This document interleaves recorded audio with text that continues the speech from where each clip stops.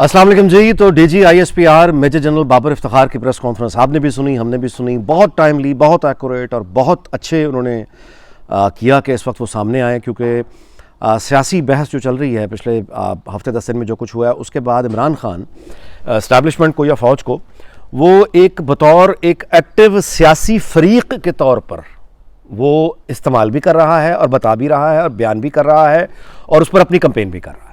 ठीक हो गया। इनके जो सोशल मीडिया के लोग हैं वो तो अब आपने इंटरेस्टिंगली देखा कि जब से ये चेंज ऑफ गवर्नमेंट हुआ है, आप देख रहे हैं कि सोशल मीडिया पे जो शरीफ ख़ानदान के ऊपर टारगेट यानी जो निशाना होता था वो अब शरीफ ख़ानदान टारगेट नहीं है, अदलिया भी उस तरह टारगेट नहीं है। हत्ता के जो इत्तेहादी इनको छोड़ गए हैं यानी MQM वगैरह, उनका कोई तनकीद में कोई जिक्र ही नहीं है। अच्छा, उसके अलावा जो उनके दूसरे इत्तेहादी थे, ये बुकटी और मक्सी वगैरह, उनका भी कोई जिक्र नहीं है। इत्तेहादियों की बेवफाइयों का कोई जिक्र नहीं है। अपनी पार्टी जो है उसके जो मुनहारिफ अरकान हैं, अब तो उनका भी कोई ज़्यादा फिक्र नहीं है ना, उनको मतलब जिक्र ही नहीं है उसका। जो टारगेट है, नंबर 1 टारगेट, दैट इज़ फौज। जो अब यानी कंपेन है PTI की, वो फौज को सामने रख के एंटी आर्मी चीफ प्रोपेगेंडा है, मेजर फोकस वो है। बाकी फिर ये कोई थोड़ी बहुत गालियां शरीफ खानदान के लिए, पीपल्स पार्टी के लिए, MQM के लिए तो बिल्कुल भी नहीं। अब आप मेरी बात, तो ये बहुत अच्छा किया कि उन्होंने अब सामने आए हैं, अपनी पोजीशन की वजाहत की, उड़ा के रख दिया उन्होंने PTI के वो अमरीकी साजिश वाला जो सारे के सारे कहानी, झूठी कहानी, उसको उन्होंने आके बताया है। और ये फैक्ट मतलब है कि सबूत से बताया कि भाई बात ये है कि वो नेशनल सिक्योरिटी काउंसिल की जो मीटिंग हुई है उसके मिनट्स ऑफ मीटिंग, पहली बात तो ये कि मौजूद है, मौजूदा हुकूमत अगर चाहे तो मिनट्स ऑफ मीटिंग को सामने ले आए, लेकिन उन्होंने कहा कि वो जो कंटेंट है, जो गुफ्तगू हुई, अगर उसको आप ना भी देखें तो भाई एक अलामिया जारी हुआ है। वो जो अलामिया जारी हुआ है, that is the official position of the state of Pakistan, government of Pakistan and state of Pakistan. तो नेशनल सिक्योरिटी काउंसिल का जो अलामिया जारी हुआ है, वो मेजर जनरल ने बिल्कुल ठीक तवज्जो दिलाई कि आपने उसमें कहीं कंस्पिरेसी या साजिश का कोई जिक्र पढ़ा है, कोई लिखा है? जब वहां मौजूद नहीं है तो फिर ये कौन सी साजिश की बात हो रही है? अच्छा, दूसरी बात यह है कि मेजर जनरल जो हैं बाबर इफ्तिखार, खुद ये एक बहुत मतलब है कि कंपोज्ड और प्रोफेशनल सोल्जर हैं, और इनको यानी मीडिया से बात करने का ये बिल्कुल ठीक आदमी है, क्योंकि ये बहुत इनके बारे में यानी अगर आप देखें तो बहुत कंपोज्ड रहते हैं और बहुत प्रोफेशनली अपने डोमेन के अंदर रहते हुए ये मुश्किल से मुश्किल सवालों के जवाब भी दे देते हैं। मगर आज की जो ब्रीफिंग है, इसके हवाले से मुझे ये समझ नहीं आया कि इसमें कोई बड़ा स्टार इस्लामाबाद का या कोई बड़ा जर्नलिस्ट या कोई बड़ा एंकर, मतलब वो जो आमतौर पे नज़र आते हैं इस तरह की ब्रीफिंग्स में, वो नज़र नहीं आए। बल्कि जो वहाँ पे जर्नलिस्ट्स की जो क्लास बैठी हुई थी, वो तो मेरी तरह की कोई C क्लास D क्लास बेचारे बैठे हुए थे।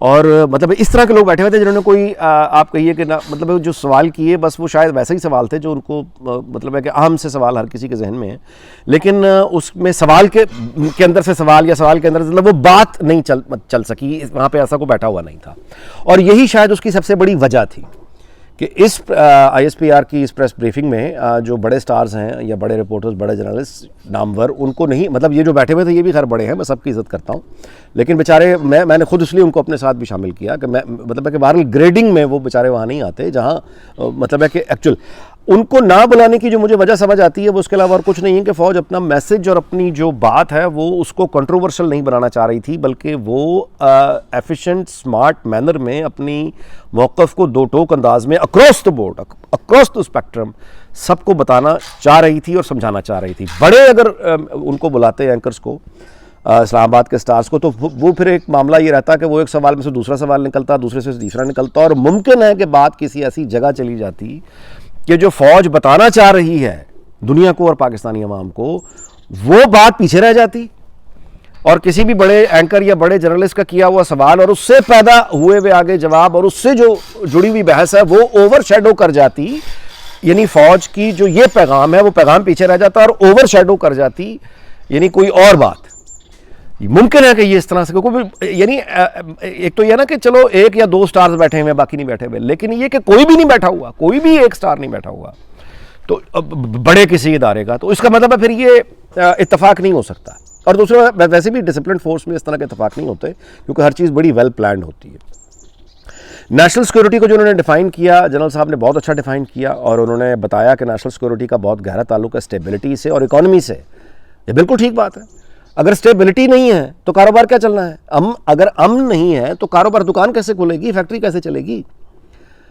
स्टेबिलिटी नहीं है, फ्यूचर का कोई पता नहीं है, तो कारोबार इन्वेस्टमेंट कौन करेगा? हमारे अपने लोग नहीं करेंगे, बाहर वाले तो क्या करनी है, हमारे अपने लोग नहीं करेंगे। तो इसका मतलब है कि फौज के अंदर ये नेशनल सिक्योरिटी के पर्सपेक्टिव में, नेशनल सिक्योरिटी के पर्सपेक्टिव में वो स्टेबिलिटी और इकोनॉमी और डेमोक्रेसी को वो अब सिक्योरिटी के पर्सपेक्टिव में देखना शुरू कर दिया उन्होंने। ये बहुत बड़ी खुशखबरी है, ये अल्लाह का शुक्र है। उन्होंने कहा कि पाकिस्तान में आइंदा मार्शल लॉ नहीं लगेगा, शुक्र है अल्लाह का। ऐसी बातों का हमें खैर मकदम करना चाहिए। जब वो ये कहते हैं तो हमें उसका खैर मकदम करना चाहिए ताकि हम उन्हें आइंदा याद दिलाएं। उन्होंने बहुत अच्छी बात की कि पाकिस्तान का मुस्तकबिल जमहूरियत से वाबस्ता है। बिल्कुल ठीक है, जमहूरियत से ही वाबस्ता है। और ये मौजूदा जमहूरियत जो कि हमें कंप्रोमाइज़ लगती है, बहुत सारे मामलात में हम इस पर एतराज़ करते हैं, ये जमहूरियत में यानी बिल्कुल ठीक है जनरल साहब ने कि ये जो हम बेसिकली जिसका जो जी चाहता है क्या उठता है, बोलता है, आज़ादाना अपने ख्यालात का इजहार करता है, बल्कि इतने आज़ादाना ख्यालात का इजहार करता है कि रोकने की ज़रूरत है। ये जमहूरियत है तो उसकी वजह से है। जमहूरियत की वजह से ही आप जमहूरी निज़ाम पर तनकीद कर रहे हैं। जमहूरियत की वजह से ही आप इसकी कमज़ोरियों पर भी तनकीद कर रहे हैं। जमहूरियत बुरी भली कमज़ोर जैसी भी है, ये इसी जमहूरियत की वजह से है कि आप इस जमहूरियत को दिन रात बुरा भी कह सकते हैं और उसकी बेहतरी के लिए तजावीज़ पेश कर सकते हैं। ना सिर्फ तजावीज़ पेश कर सकते हैं बल्कि उसके लिए एक्टिव काम कर सकते हैं। ये इजाज़त कमज़ोर जमहूरियत ही में मिलेगी कि आप उसको मजबूत जमहूरियत बनाएं। Chief of army staff general Qamar Javed Bajwa के हवाले से जो उन्होंने बात की एक सवाल के जवाब में, वो पीटीआई को उन्होंने ऑलिव ब्रांच ऑफ़र किया है। अगर वहाँ पे अब भी कोई समझदार आदमी बच गया है तो वो उसको इससे फ़ायदा उठाएगा। वो ऑलिव ब्रांच क्या है? जनरल साहब ने कहा कि जनरल कमर जावेद बाजवा जो हैं, यानी बाबर इफ्तिखार ने कहा, जनरल बाबर इफ्तिखार ने कहा कि जनरल कमर जावेद बाजवा और इमरान खान के बड़े अच्छे ताल्लुकात रहे हुए हैं और उन्होंने बहुत अच्छे कोर्डियल रिलेशनशिप प्रोफेशनल मेंटेन की है और दोनों जानिब एक दूसरे की रिस्पेक्ट का मामला मौजूद है और इसी को आगे भी जाना चाहिए। ये है ऑलिव ब्रांच जो पीटीआई को दी गई है कि संभल जाओ, अभी भी संभल जाओ, ख्याल करो। तुमने कल किसी के साथ बैठे थे, उठे थे, खाए थे, कोई रिश्ता रहा था, कुछ शर्म करो। इन चीज़ों की शर्म किया करते हैं। बहुत अच्छा उन्होंने किया। और साथ में ये कि चीफ ऑफ आर्मी स्टाफ जो हैं वो ना तो एक्सटेंशन मांग रहे हैं और अगर उनको एक्सटेंशन ऑफर हुई तो वो लेंगे भी नहीं। He is not interested to take any मतलब एक्सटेंशन। बहुत अच्छी बात है, क्लियर हुई। और इससे ये हुआ कि कंट्रोवर्सीज कम होंगी। इससे नए देखें, इदारा हो, स्क्रीन हो, कुछ हो, चेंज इज़ परमानेंट। दिन के बाद रात, रात के बाद दिन, ये अल्लाह ताला के यानी कुदरत का जो खालिक है ये उसका डिज़ाइन है। चेंज मुस्तकिल ठहराव, जामद सकूत और वो जो जमूद होता है वो सेहतमंद नहीं होता। तो अच्छी बात है कि नई क़यादत आए। और मैं बहुत सारे जनरल हज़रात जो हैं बहुत एबल हैं, बहुत टैलेंटेड हैं। मसलन मैं उनके बारे में सुन रहा था, लेफ्टिनेंट जनरल साहिर शमशाद मिर्ज़ा साहब।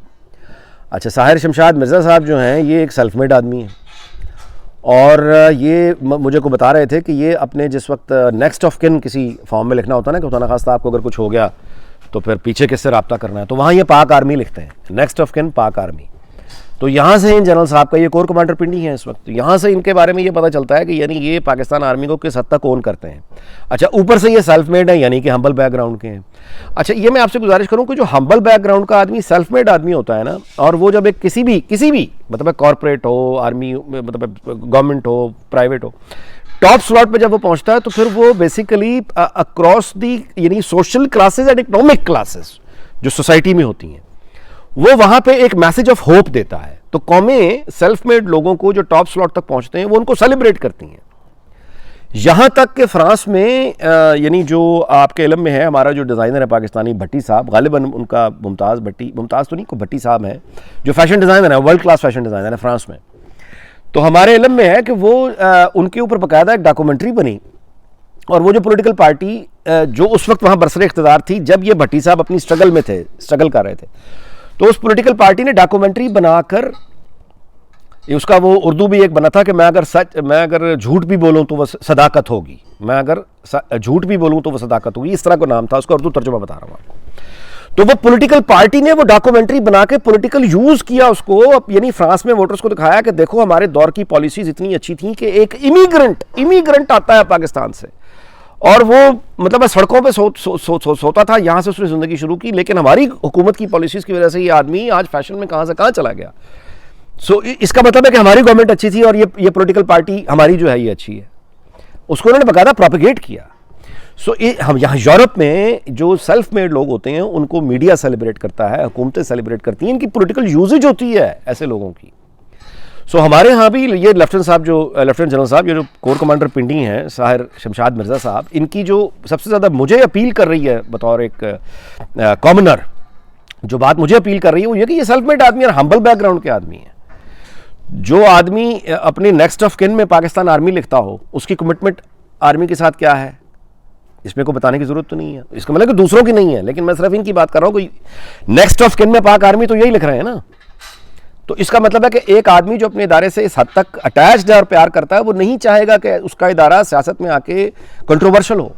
ऐसा आदमी नहीं चाहेगा। जिस हद तक होगा वो कोशिश करेगा कि उसका इदारा किसी कंट्रोवर्सी में ना जाए, और उसके अपने इदारे के लिए, जो हम सबका कौमी इदारा है, उसके लिए बेहतर यह है कि वो सियासत में ना आए, वो मीडिया रेगुलेट ना करे, वो इकॉनमी चलाने के लिए मतलब ये ना करे, बल्कि जैसे जनरल साहब ने आज बात की है कि वो एक सिविलियन गवर्नमेंट का, इलेक्टेड गवर्नमेंट के सबऑर्डिनेट इदारा है। बहुत अच्छी बातें आज उन्होंने की हैं। उन्होंने कहा कि हमारे पास तो ये लग्जरी नहीं है कि हम फलां गवर्नमेंट के साथ अच्छी तरह काम करेंगे, फलां गवर्नमेंट के साथ अच्छी तरह काम नहीं करेंगे। हमारे तो कॉन्स्टिट्यूशन में लिखा है, हमने तो बेसिकली मातहत हैं उनके, हमें तो हर एक के साथ चलना है। बहुत अच्छी बातें हैं, वेरी रीअश्योरिंग, और ये ऐसा ही रहे तो अच्छा है। सो मतलब है ओवरऑल ये सारे का सारा जो प्रेस का इस वक्त आना, और देखें पीटीआई में, और मैं आपसे गुजारिश करूं कि ये लोग जो पीटीआई के हैं उनको प्लीज़ अंडरस्टैंड। आज सोशल मीडिया पे जो कैंपेन के खिलाफ जितनी बात हुई है, तो जनरल बाबर ने ये कहा कि देखिए बात ये है कि फ़ौज क्या करे, अगर हमें गालियाँ पड़ रही हैं सोशल मीडिया पे, तो ये हुकूमत वक्त का काम है कि उनके इदारे मौजूद हैं, कानून मौजूद हैं, वो इसको रोके। जिसका मतलब यह है कि अब जो कार्रवाई होगी सोशल मीडिया एक्टिविस्ट के खिलाफ, या ये जो बकवास कर रहे हैं, पासपोर्ट जला रहे हैं, गालियां निकाल रहे हैं, इनके खिलाफ अब जो कार्रवाई होगी, फौज ने खुद को डिटैच कर लिया उससे।